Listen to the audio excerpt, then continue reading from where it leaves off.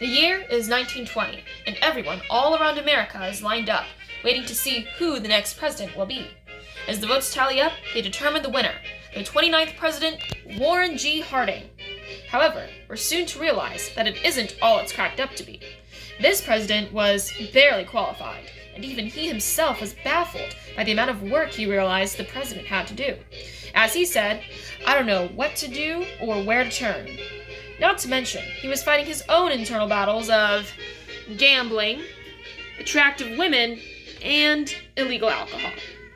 Throughout his years, he aimed to stabilize the nation's foreign policies, appointing capable men in the cabinet to support himself with. But, as we all know, this would begin to lead to his sinister end. The Teapot Dome scandal emerged from the naval oil reserves at Teapot Dome, Wyoming, and Elk Hills, California. Harding was caught in trouble, unable to get rid of his party hacks, people who weren't smart but followed their political party more than their ethics. The two most popular were Harry Daugherty and Albert B. Fall, and the primary people responsible for the fraud and corruption taking place in the scandal. When Fall told Harding to transfer the control of the reserves from the Navy Department to the Interior Department, he secretly leased it to two businessmen, getting $500,000 in loans to ease his financial trouble.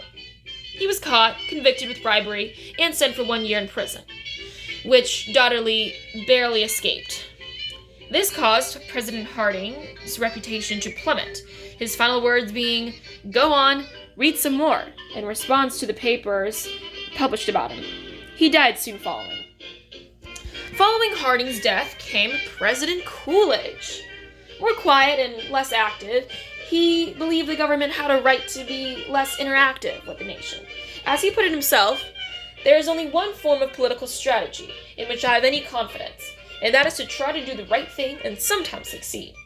In fact, his first message to Congress was for isolation in foreign policy, vetoing farm relief bills and disapproving of plans to produce cheap federal electric power. Now, the isolationism of the time was used to protect the country's power and wealth it had gained, especially in the 1920s, as the United States became the most prosperous economy in the world.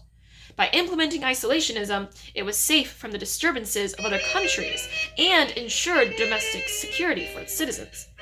Isolationists advocated for non-involvement in European and Asian conflicts, despite expanding economically.